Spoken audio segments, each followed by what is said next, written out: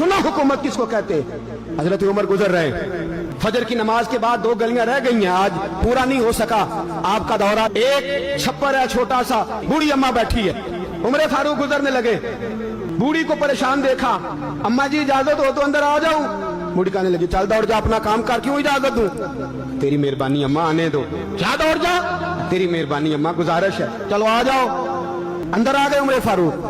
अम्मा क्या परेशानी है, क्या बात?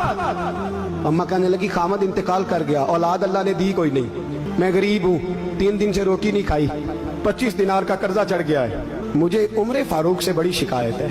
उसने मेरा हाल ही नहीं पूछा। कहने लगे शिकवा है, उमर आया ही नहीं।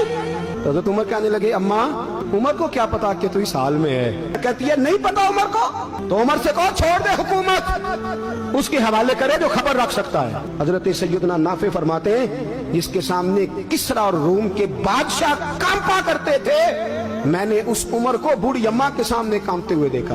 राशादारी है उमर फारूक का। दौड़े गए, 25 दिनार लाए, राशन रख के लाए, रोटियां पकाई, बूढ़ी अम्मा को खिलाई। कहने लगे अम्मा 25 दिनार ले ले और चल, गलती हो गई, उमर को माफ कर दे। अम्मा बोली, बोल के कहने लगी मैं नहीं माफ करती, एक दफा कब्र में जा लेने दे, मेरे रसूल आएंगे तो मैं उमर की शिकायत करूं। अमीरुल मोमिनीन होके उमर फारूक अम्मा के कदमों में बैठ गए। कहने लगे अम्मा उमर कमजोर है, हुजूर का सामना नहीं कर सकता, तेरी मेहरबानी नबी पाक के सामने शिकायत ना करना। अम्मा कहने लगी चल मैं तेरी खातर माफ कर देती।